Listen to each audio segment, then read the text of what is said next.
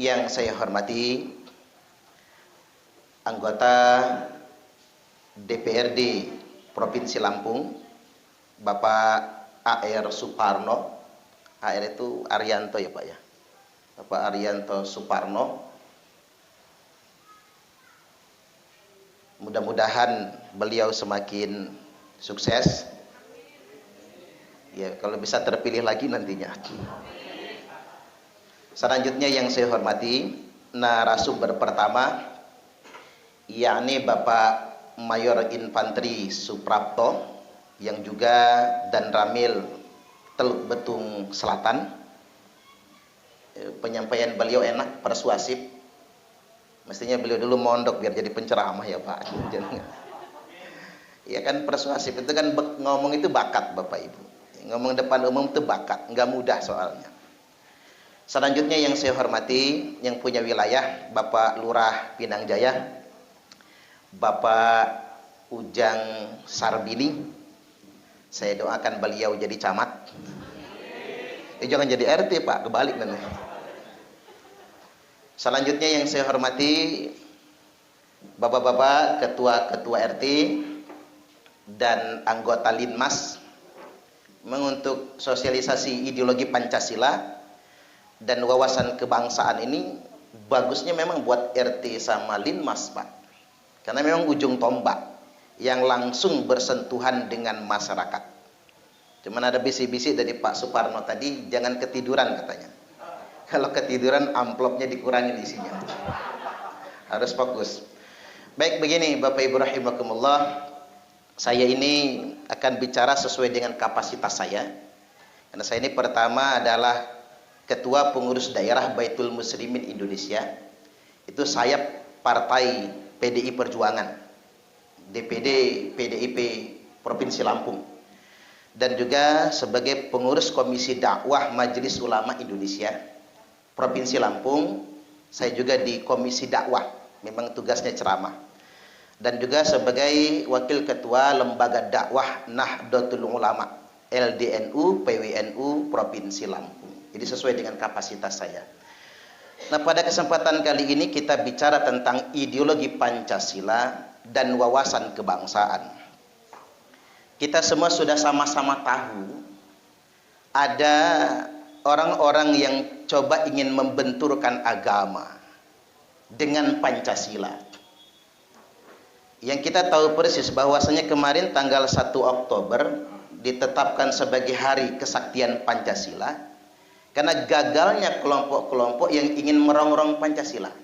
Mulai dari PKI dengan G30S PKI-nya selesai, kelar semua sudahan.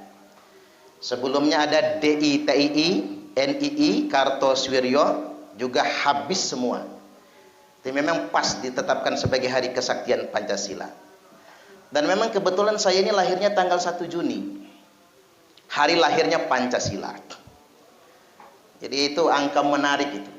Bukan suatu hal yang kebetulan. Pancasila lahir tanggal 1 Juni. Pak Soekarno lahir tanggal 6 Juni. Pak Soekarno wafat tanggal 21 Juni. Di hari Pak Soekarno wafat, tanggal yang sama lahirnya Pak Jokowi. Ternyata orang yang lahir di tanggal wafatnya presiden kemungkinan nanti jadi presiden.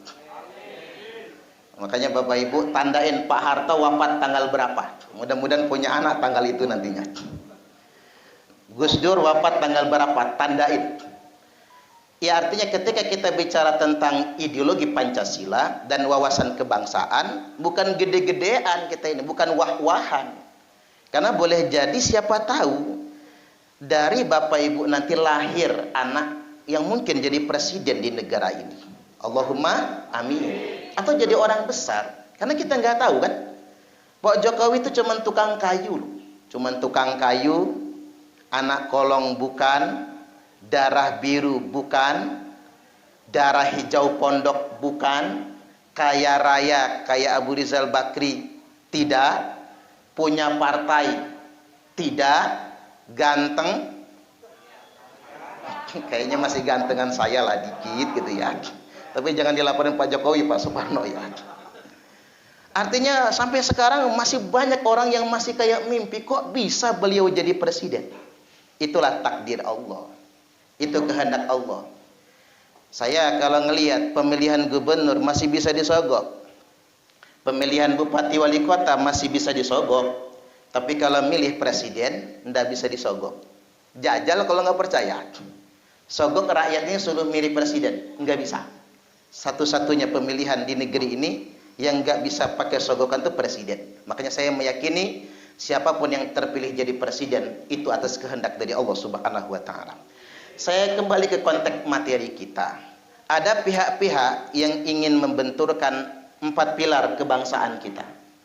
Pancasila, Undang-Undang Dasar 1945, nomor 3 NKRI, Negara Kesatuan Republik Indonesia, nomor 4 Bhinneka Tunggal Ika.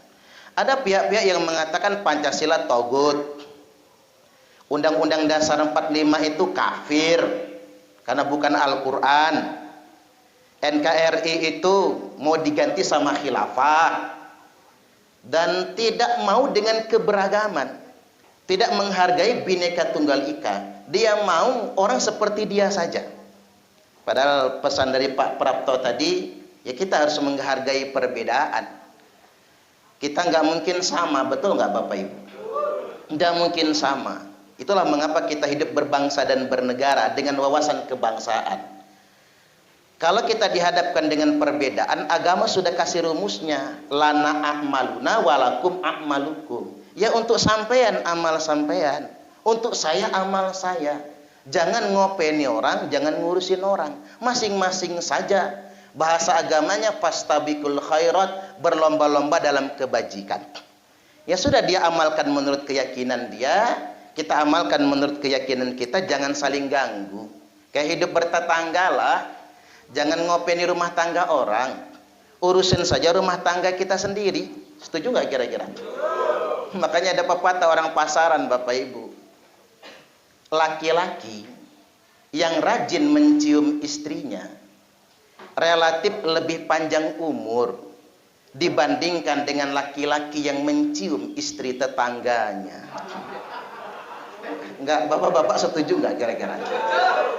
Jangan macam-macam dibacak orang kita. Ya hidup itu begitu sajalah. Kalau bisa kerjasama, yuk kita kerjasama. Nggak bisa kerjasama, berbeda, ya sudah masing-masing saja. Saya ingin tegaskan terkait dengan Pancasila. Pancasila ini bukan agama. Pancasila bukan agama. Pancasila tidak untuk menggantikan agama, namun Pancasila sesuai dengan nilai-nilai agama. Ini yang harus kita pahami. Jadi jangan dibenturkan sama agama. Jangan suka dibohong-bohongi ya Pak. Orang bicara agama sok dia tahu sendiri, lalu membenturkan hidup bernegara dengan agama. Justru kita berpancasila ini sudah nyontoh sunnah Nabi. Nabi 13 tahun di Mekah kan gak punya negara, cuman dakwah saja kan. Hijrah ke Madinah, Yatrib, bikin negara. Nama negaranya Madinatul Nabi atau Madinatul Munawwarah. Ketika Nabi bikin negara, Nabi buat ideologi dan konstitusinya bukan Al-Quran. Apa nama konstitusinya? Sahifatul Madinah atau Madinatul Masrutiyah, Piagam Madinah atau Perjanjian Madinah. Ini kan keren tuh. Nah, dicontohlah oleh Pak Karno dan semua pendiri bangsa kita ini. Kita bikin Piagam Jakarta. Nabi bikin Piagam Madinah. Pemimpin bangsa kita bikin Piagam Jakarta. Yang isi Piagam Jakarta itu Pancasila. Jadi kita ini bikin Pancasila, nyontoh Nabi justru. Dan selanjutnya Pancasila itu kalau kita baca dan kita selami, nilai-nilainya persis dengan nilai-nilai Al-Quran. Jadi Pak Suprapto sudah sampaikan, semua yang disampaikan Pak Suprapto itu ada dalam Al-Quran. Saya ambil globalnya sajalah. 1, ketuhanan yang Maha Esa. Bahasa Al-Qurannya Qul huwallahu ahad. Al-Ikhlas ayat pertama. Yang kedua, kemanusiaan yang adil dan beradab. Allah berfirman, innallaha ya'muru bil adli wal ihsan. Sesungguhnya Allah senantiasa memerintahkan agar kalian semua berbuat adil, ihsan, beradab. Nomor 3, sila yang ketiga, persatuan Indonesia. Wa'tasimu bihablillahi jami'an wa la tafarraqu. Allah perintahkan kita semua bersatu dan jangan bercerai-berai. Yang keempat, kerakyatan yang dipimpin oleh hikmat kebijaksanaan dalam permusyawaratan perwakilan. Ayat keempat ini keren banget itu. Karena sesuai Quran betul. Wa amruhum syura bainahum. Urusan mereka itu kata Allah harus ditetapkan berdasarkan musyawarah. Musyawarah adalah keputusan tertinggi di antara umat ini. Cuman kan kita nggak bisa musyawarah semuanya. 200 juta orang musyawarah semua. Hancur Pak, dah kelar-kelar dia.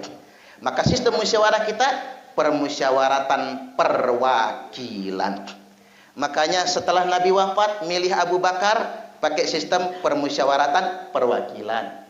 Milih Umar, Utsman, Ali, 4 khalifah. Itu dengan sistem permusyawaratan perwakilan. Ini kan keren. Kemudian yang berikutnya, yang kelima, keadilan sosial bagi seluruh rakyat Indonesia. Saya petakan 2 saja sebetulnya. Apa sih sikap kita sebagai umat beragama terhadap sila yang kelima? Bagi saya yang rakyat jelata, kita yang di bawah. Kita ini rakyat jelata kan Pak ya? Karena kita bukan pejabat kan? Kalau Pak Lurah, Pak Parno gitu, Pak Suprapto kan ada jabatan. Nah kita yang rakyat jelata ini apa sih peran kita? Seperti yang dihimbau beliau tadi, peduli dengan sesama.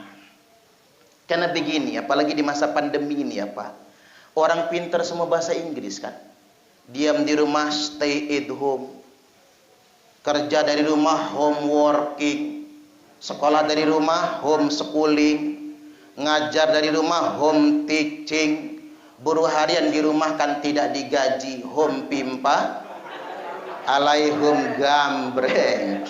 Nah kan ini butuh kepedulian sebetulnya.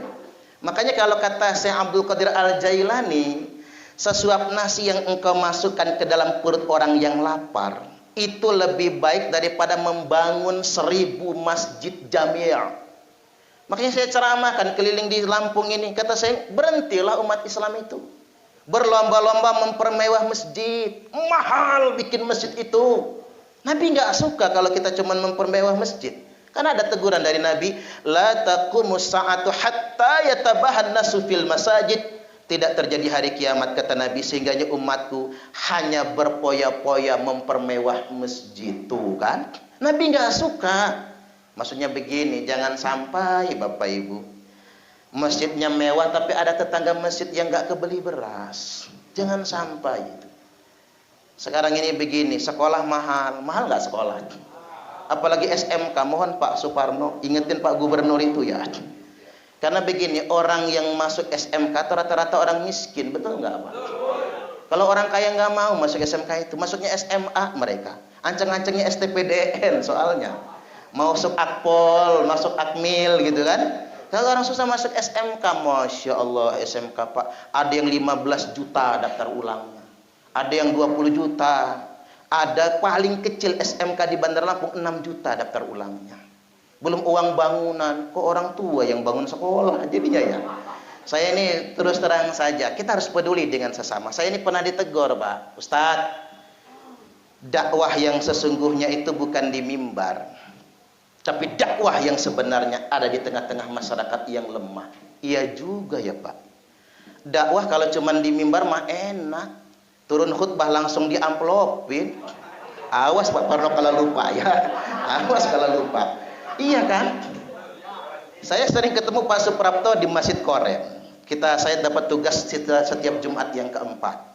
Itu Pak Prapto, kalau bagian Bintal itu lupa nyangoni saya ngantar ke rumah itu. Enak kan? Kalau dakwah itu di mimbar mah enak.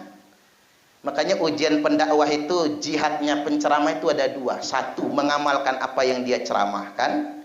Yang kedua, habis ceramah lupa diamplopin. Nah itu uji jihad itu Pak. Jangan sekali-kali WA panitia, ada yang lupa nggak ya? Nggak jadi jihadnya nanti. Ini yang terpenting. Nah, baiklah, dan berikutnya ini bagi kita rakyat jelata, kita berbagi dengan sesama. Kita bantu, Pak. Ada beras sekilo, kita bagi dua. Ini keadilan sosial bagi seluruh rakyat Indonesia.